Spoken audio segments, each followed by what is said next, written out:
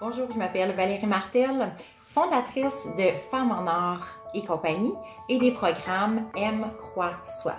Aujourd'hui, 4 clés pour cesser de procrastiner. On a tous déjà fait ça dans notre vie, hein?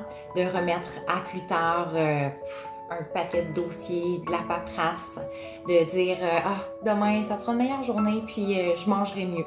Aujourd'hui, je peux manger ce que je veux. De remettre notre entraînement à demain, de dire j'ai tellement pas le goût d'aller au gym, je suis trop fatiguée. Ça sera à demain.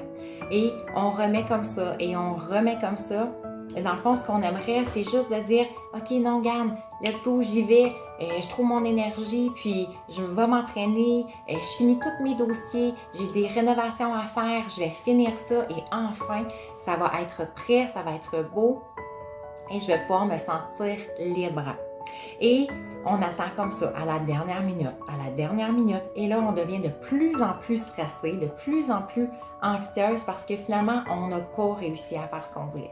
Et là ce qui arrive en plus, c'est qu'on commence à juger, à se dire mais voyons donc, comment ça que j'arrive pas à faire mes trucs? Pourtant je suis quelqu'un d'habitude qui est discipliné dans plein d'autres domaines de ma vie, je suis quelqu'un qui excelle, je fais bien mes choses, mais là vraiment pour des petits trucs en particulier, je suis complètement à côté de la traque.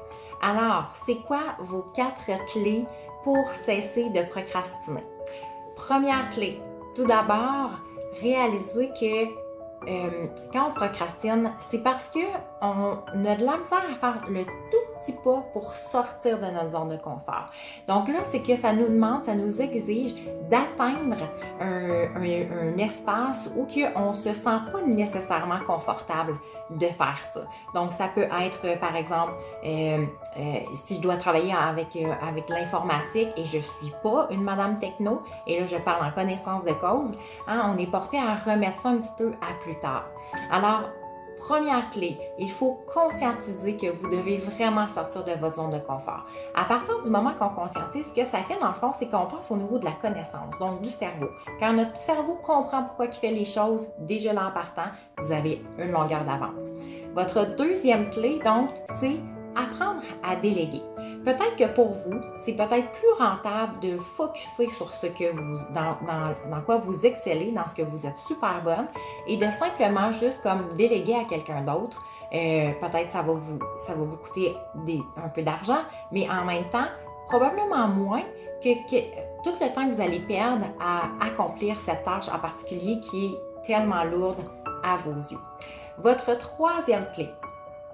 Donc, séparer en sections, en petits segments, votre tâche à accomplir. Des fois, on voit ça comme une montagne et on se dit « je ne sais pas comment je vais faire, mon Dieu, c'est vraiment comme trop gros. » Et simplement, si on commence à faire de tout petits segments et un segment à la fois, on réalise, on accomplit ce qu'on peut faire et ça va faire vraiment toute la différence. Moi, personnellement, je l'ai appliqué concernant mes impôts, que je trouvais vraiment que c'était toujours très long parce qu'en étant travailleur autonome, j'accumule mes factures et ça en fait beaucoup à la fin du mois, à la fin de l'année plutôt.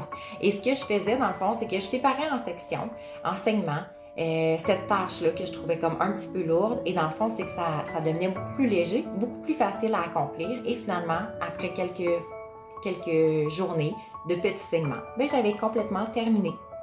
Alors, et votre quatrième clé, donc, c'est de vous poser la question, en quoi exactement ça va vous aider d'accomplir cette tâche, cette action ou ce qui est difficile pour vous d'accomplir. Donc, si par exemple, je ne sais pas, moi j'ai des rénovations à faire et ça ne me tente pas, je procrastine, mais en même temps, ça va me permettre de vendre ma maison pour accéder à une maison qui me convient plus, à la maison de mes rêves, ça vaut vraiment la peine finalement de les faire, mes rénovations.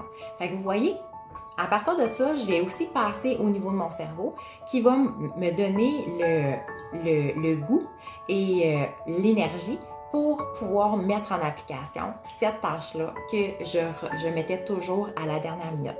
Donc voilà vos 4 clés pour cesser de procrastiner. Alors, je vous souhaite sur ce de passer à l'action. Tout d'abord, une merveilleuse journée. Si vous souhaitez venir me rejoindre sur mon groupe Facebook, mon groupe privé, donc La beauté est en nous, vous êtes la bienvenue. Et puis, au plaisir de vous rencontrer pour une prochaine capsule. Au revoir!